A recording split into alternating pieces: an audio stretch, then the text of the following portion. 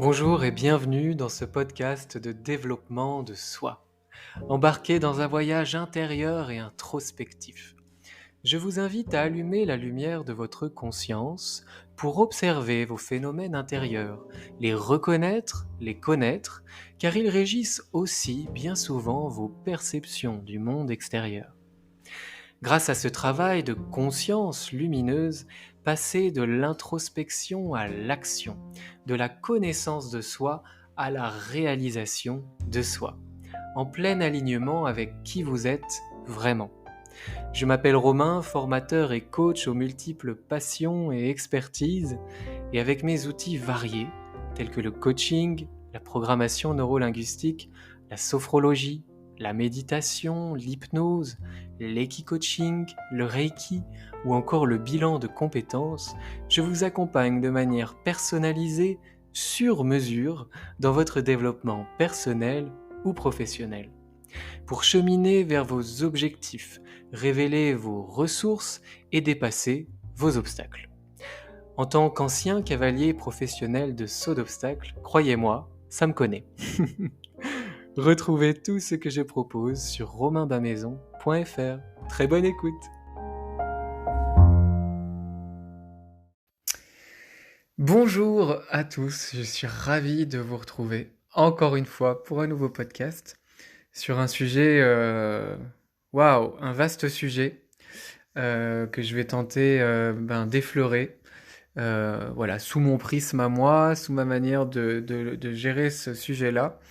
Ce sujet, c'est l'angoisse, les angoisses, que l'on connaît tous plus ou moins. En tout cas, je crois qu'on est beaucoup sur cette terre à expérimenter des angoisses à un moment donné de notre vie, dans certaines situations, dans certaines périodes, etc.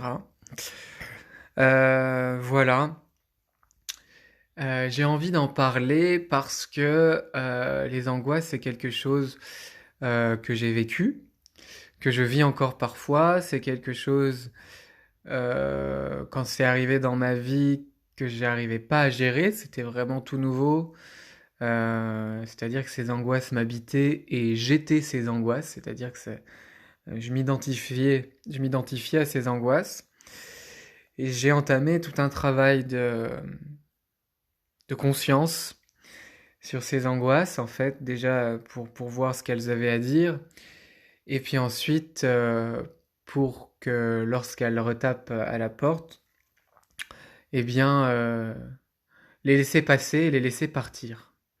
Voilà, sans m'y identifier et sans maintenir dans un climat de résistance cette angoisse à mes côtés.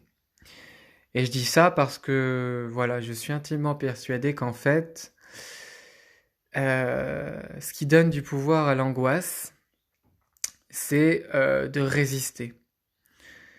Et pourquoi on résiste? Pourquoi on résiste? Pourquoi on veut pas? C'est parce que l'ego, la mauvaise partie de l'ego, comme j'aime à l'appeler, la partie de l'ego qui nous enquiquine, eh bien, fait en sorte, en fait, de s'identifier à cette émotion-là. C'est très important, effectivement, de conscientiser l'ego. D'ailleurs, lorsqu'on conscientise l'ego, il n'y a plus d'ego, puisque l'ego, il est vraiment là, en fait, pour faire que nous nous identifions aux choses extérieures à nous, aux choses qui ne relèvent pas de l'être, de l'âme, du grand soi.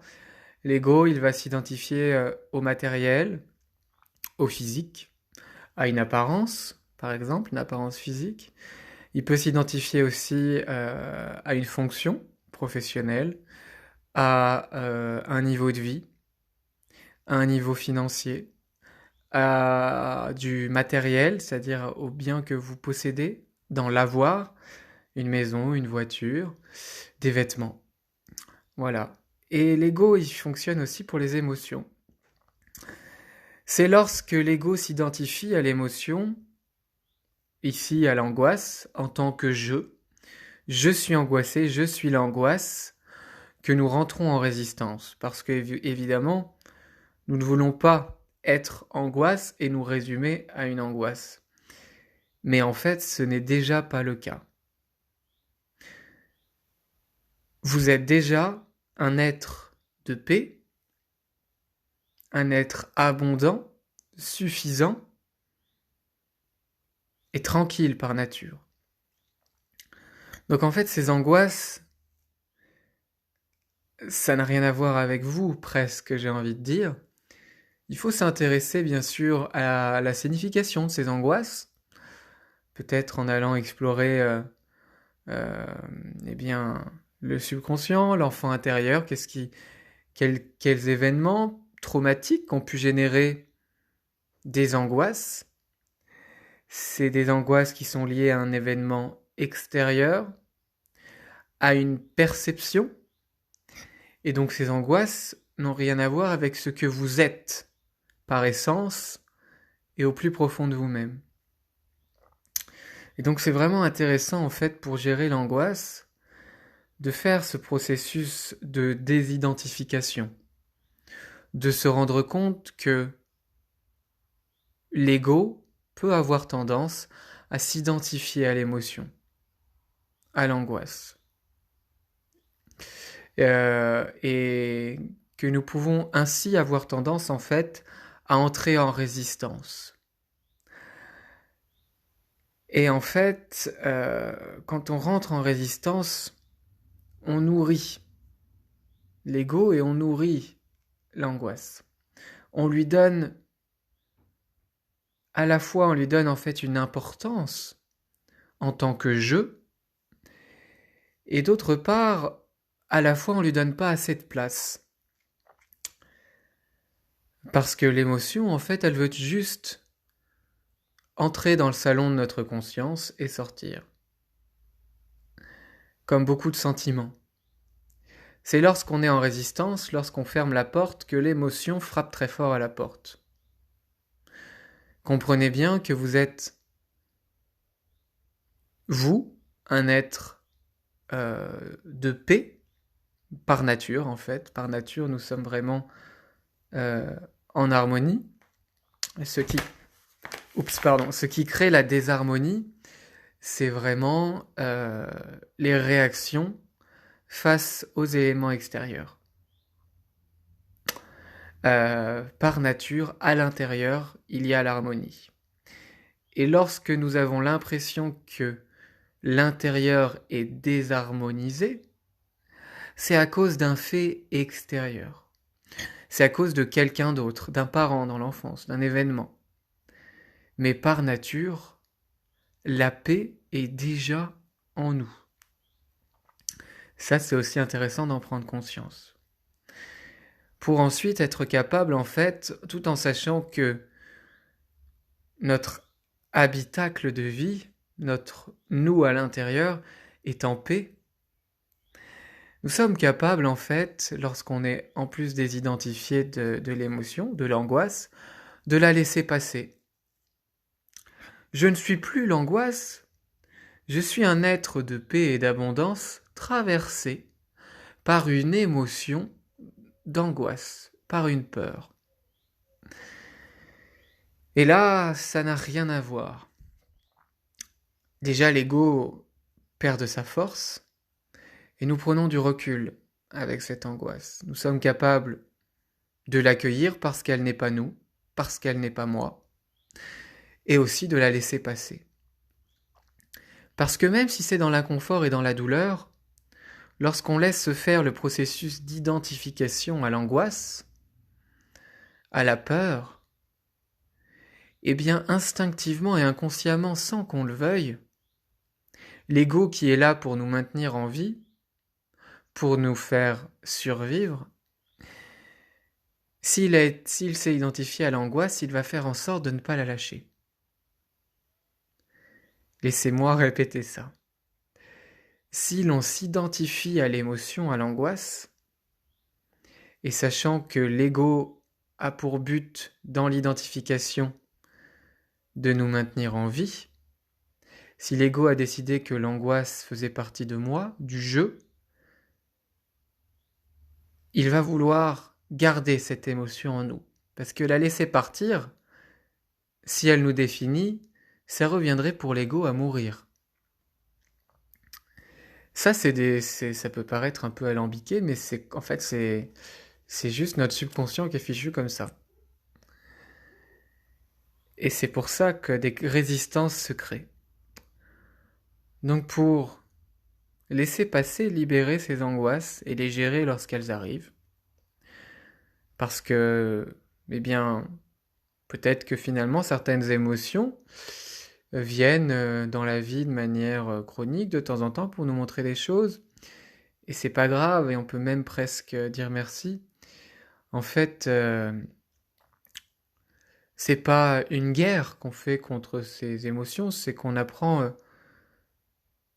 à vivre de temps en temps en compagnie de ces émotions qui sont en fait extérieures à moi. Il m'arrive qu'elles me tiennent compagnie quelques instants pour dire quelque chose, pour se montrer, et elles partent. Voilà, pour ce point-là, vraiment, de se désidentifier des angoisses.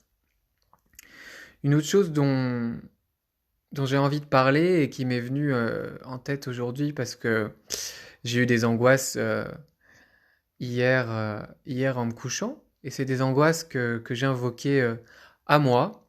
C'est-à-dire que parfois, quand tout va bien, euh, eh bien c'est ça, l'angoisse, c'est la peur d'avoir peur, et j'ai peur d'avoir peur à nouveau. J'ai peur qu'un schéma répétitif de peur ou d'angoisse revienne.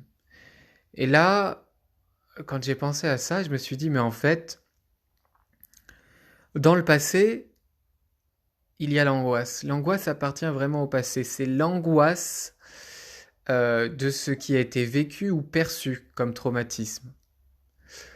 Ensuite, dans le futur, il y a le stress. Ce qui nous fait stresser, c'est ce qui est dans le futur, ce qui doit être fait, ce qui doit être achevé, ce qui doit être mené à bien, etc. Ou l'incertitude. Dans le futur, il y a le stress. Dans le passé, il y a l'angoisse. Et dans le présent, il y a la paix. C'est vrai. Si on lâche le passé et ses angoisses, si on lâche le futur et son stress,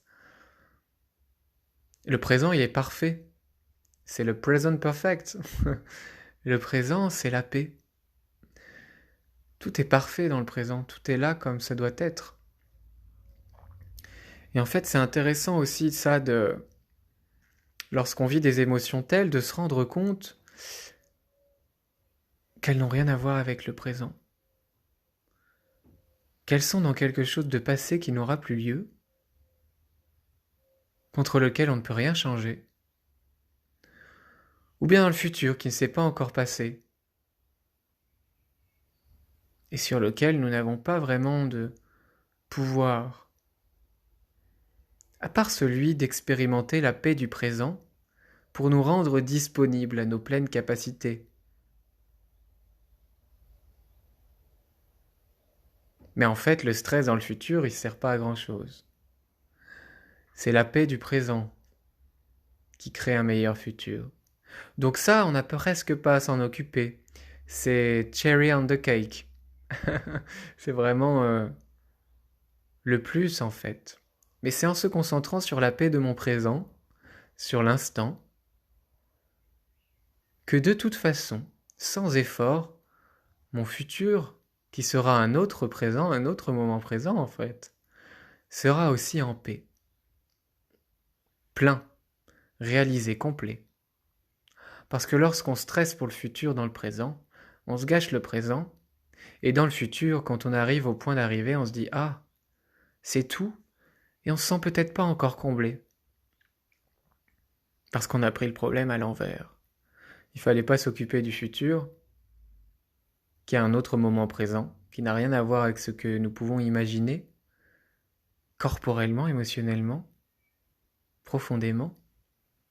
Mais il faut se concentrer sur le présent, qui a tout à voir avec ce qu'on peut ressentir, corporellement, émotionnellement.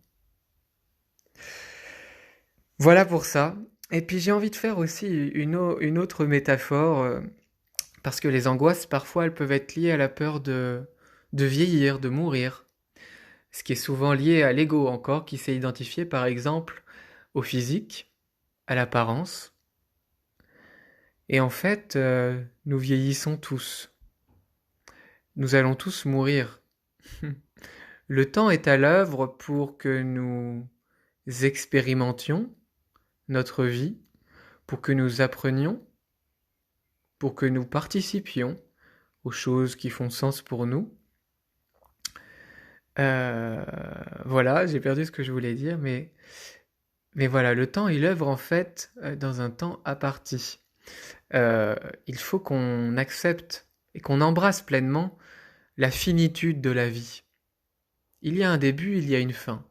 Il y a une naissance, il y a une mort. Et c'est pareil dans tout, pour tout. C'est un cycle éternel. Et imaginez, je sais pas, notre vie, si on était immortel, ah, peut-être que ça serait chiant. Peut-être qu'on aurait la flemme. Peut-être qu'on se dirait à quoi bon faire ceci ou faire cela. Ou peut-être qu'on serait dans l'instant présent tout le temps. Mais peut-être que l'instant présent n'existerait pas dans l'infini. Je sais pas. Mais en tout cas, la finitude, elle est là. Et c'est aussi ce qui rend hyper intéressant notre existence, la vie, l'expérience. Et quand on voit en fait comme on évolue, comme on apprend, comme on mûrit, comme on devient sage, eh bien le cycle avec une fin, ce cycle de la vie, il est quand même très très beau. Et s'identifier à un instant T, s'identifier au temps, parce que s'identifier à un corps jeune, s'identifier à un physique, c'est s'identifier au temps, parce que le physique ne reste pas. Ce que vous mettez à l'intérieur, votre beauté intérieure, votre... c'est même plus de l'apparence, mais ce que vous êtes à l'intérieur, ça change beaucoup moins. Ça évolue, mais ça devient de plus en plus beau. Et c'est ça, ce que vous êtes, profondément, au sens du grand moi, du grand soi. Vous n'êtes pas votre physique, qui est de l'ego en fait. Et accepter cette finitude, c'est aussi un peu comme une fleur. Une fleur, elle naît, c'est d'abord un bouton, et puis petit à petit, elle s'ouvre au fur et à mesure de sa vie à elle. De sa vie à elle, qui est certes beaucoup plus courte que nous, mais qui suit le même cheminement. Elle sort de terre à partir d'une graine, et puis elle grandit, elle éclot. Elle devient de plus en plus belle, de plus en plus colorée, de plus en plus grande, avec des pétales très vifs, fournis en eau, etc., et qui la rendent très pulpeuse, comme pendant la jeunesse où nous sommes pleins de collagène dans notre peau. Et puis après, cette fleur-là, eh bien, ses pétales s'assouplissent, se fanent un petit peu, et encore, là, c'est vraiment le beau sens de faner. Parce que les fleurs qui fanent, c'est aussi très joli. Et ça a plein de vertus. Et puis à la fin de leur vie, elles vont commencer en fait à se rendre à la terre. Et après avoir éclos, après s'être ouvertes de plus en plus dans leur vie, elles vont finir par retourner à la terre et nourrir la terre. Redevenir graines, herbes, fruits, terre, éléments. Et en fait, nous, quand nous vieillissons, quand nous évoluons, nous suivons le même processus que cette fleur. Nous nous ouvrons de plus en plus à la vie,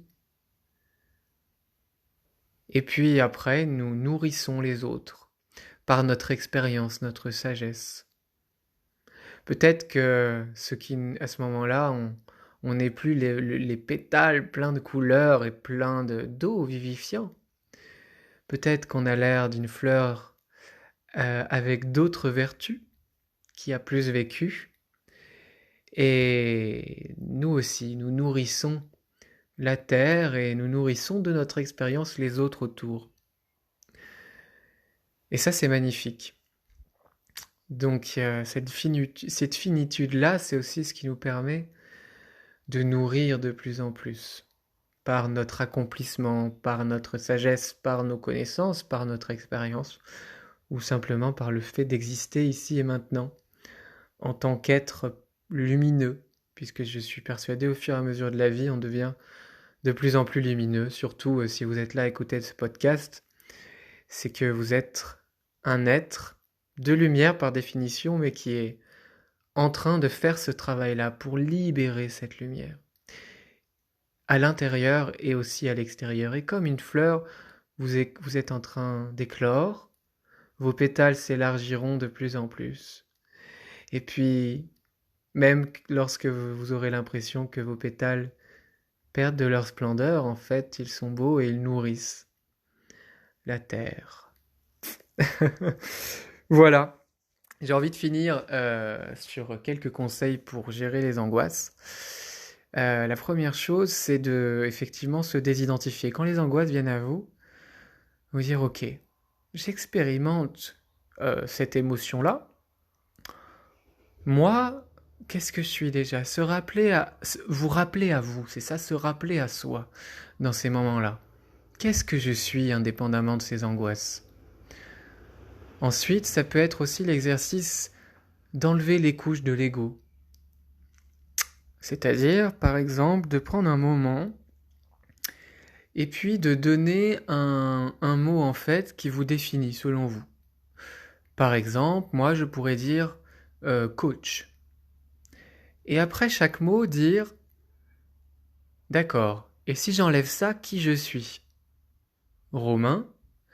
D'accord, et si j'enlève le prénom, qui je suis? Un homme. Et si j'enlève le sexe, qui je suis? La bonté. D'accord, et si j'enlève la bonté, qui je suis? Voilà, et en fait c'est vraiment un exercice de recentrage et qui permet en fait d'enlever toutes ces couches d'ego qui peuvent nous embêter et auxquelles nous pouvons parfois nous identifier. Et donc voilà, le fait de revenir à soi. Il y a ce travail-là, et puis il y a évidemment, lorsque on est en angoisse, lorsqu'on a peur, d'aller voir notre enfant intérieur. Là je vous invite à écouter le podcast sur l'enfant intérieur et la méditation guidée, si ce n'est pas déjà fait ou si vous n'avez pas spécialement encore rencontré votre enfant intérieur. Mais souvent les angoisses, c'est en fait des peurs de notre enfant intérieur. Et ça peut être intéressant aussi d'aller le cajoler, le prendre dans nos bras, écouter ses peurs. Et aussi se rendre compte qu'en fait c'est des peurs qui sont irrationnelles. Elles sont légitimes peut-être, mais elles sont irrationnelles. Elles n'ont rien à voir avec les vrais dangers de la vie. C'est des peurs de l'imaginaire, de l'irrationnel de l'enfant.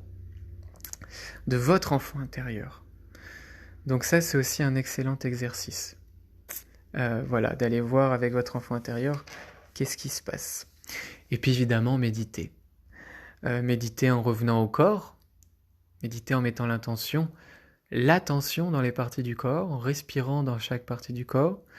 Ou bien méditer avec la visualisation créatrice d'un être lumineux, rayonnant, qui n'est pas du tout angoissé, qui vit le bonheur et la légèreté dans l'instant présent. Ça peut être une visualisation créatrice. Et puis il y a également les mantras. Visualisation, mantra, en vous répétant des mantras positifs. Voilà, j'espère que ce podcast vous a plu. Moi, ça m'a fait du bien, donc j'espère que ça vous a fait du bien aussi. Comme d'habitude, si vous a plu, n'hésitez pas à le partager, à le noter avec 5 étoiles sur iTunes et puis à laisser un petit commentaire si vous avez envie. Je vous retrouve tout bientôt pour un nouveau podcast. Prenez soin de cette paix qui est déjà là à l'intérieur de vous par nature. Vous avez le droit, naturellement, c'est un droit légitime. Et c'est déjà là, d'être en paix et de vivre pleinement. Amoureusement, j'ai envie de dire amoureusement de la vie. Et voilà, ne soyez pas trop dur avec vous. Lâchez le masochisme. Ne vous faites pas de mal. Soyez un parent aimant. Apportez-vous de la bienveillance, de la douceur et faites-vous du bien. Et puis exploitez cette lumière et cette paix qui est déjà là, qui demande juste à être remarquée. Et puis, tout de bon. Je vous souhaite, tout de bon. Et puis, à tout bientôt. Je vais y arriver pour un nouveau podcast. Ciao.